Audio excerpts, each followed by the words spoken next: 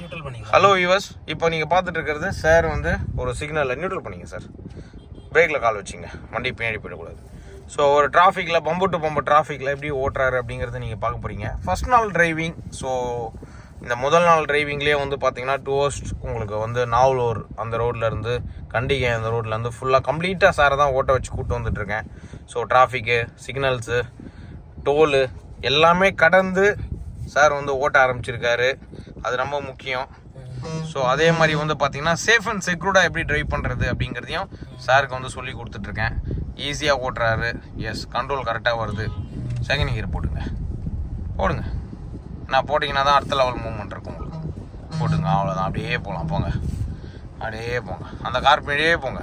Gap ரொம்ப விடாமல் கொஞ்சம் பிக்கப் பண்ணுங்கள். அவ்வளோதான். போகலாம், அப்படியே போட்டோம்.